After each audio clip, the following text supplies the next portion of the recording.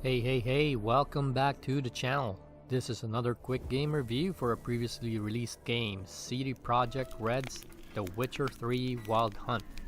Released on May 19, 2015. You're probably asking, why even bother playing a game released almost 6 years ago? Well, you've come to the right place to ask that question. One of the reasons is, this game pretty much puts CDPR atop a very high pedestal with regard to game standards and quality, winning more than 100 awards over the years, including the Game Developer's Choice Awards Game of the Year back in 2016. It's pretty much evident that this game had set up the bar higher even by just seeing the intro cinematic that comes after launching the game. It's available in all gaming medium, Xbox, PlayStation, Switch, PC, well, except for Mac, nor in Google Stadia. The Witcher 3 has a mature rating due to violence and explicit sex scenes, so this is not a game for kiddos. Think he misses us? By the way, I want to take this opportunity to invite you to subscribe if you are new to the channel or maybe have visited before. Also, your comments are always welcome and will definitely help in improving my videos. The game is based on the novels from Andrzej Sapkowski. Although the game appears to fall after the book's timeline, they are not a continuation of the novels. The books do help in providing additional background information on top of what the game provides. So for those who haven't read the novels, or haven't seen the live-action series on Netflix, or even the older Polish movie and TV series The Hexer, the story revolves around Geralt, a witcher, which is some sort of a mercenary going from town to town with his trusted steed Roach, and taking bounty by dispatching supernatural beings and evil creatures that are wreaking havoc in people's lives. This main mission is to look for a sort of adopted daughter, Ciri, and keep her safe. The lead character is Geralt of Rivia. He is one of the few remaining Witchers in the world. He carries two types of weapons, the Steel Sword and the Silver Sword.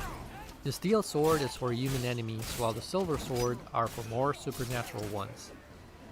He also dons a special type of armor. He can also use a crossbow, bombs, and potions depending on the situation.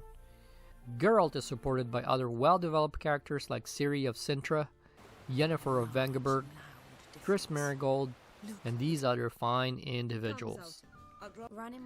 The main playable character is Geralt. However, there will be a point in the story where you will be able to play Ciri.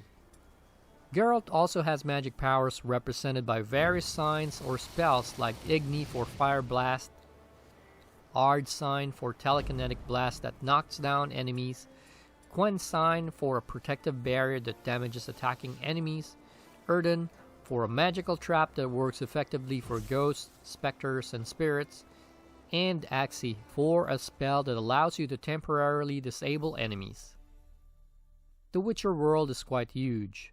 Here you have 5 distinct regions: White Orchard, Velen, Novigrad, Skellige, Kaer Morhen, and Toussaint from the Blood and Wine DLC.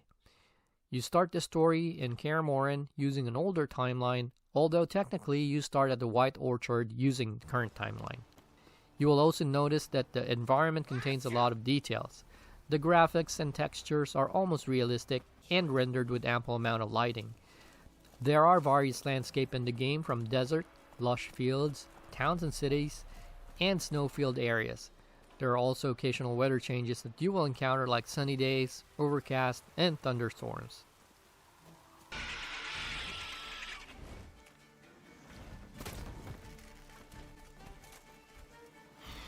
There are several missions within the main quest that you could follow. You will find that some missions are way too difficult for your current level, or too low for your health and armor to even complete. So it may be worthwhile to do some side quests once in a while so that your character and equipment could level up. The game does allow you to temporarily peel off from the main missions to do your side quests by providing you to respond with "I need to do something first" option. The first DLC is called Hearts of Stone. It pertains to the No Man's Land area where Geralt goes on to search for the character named the Man of Glass. There is also a DLC called Blood and Wine.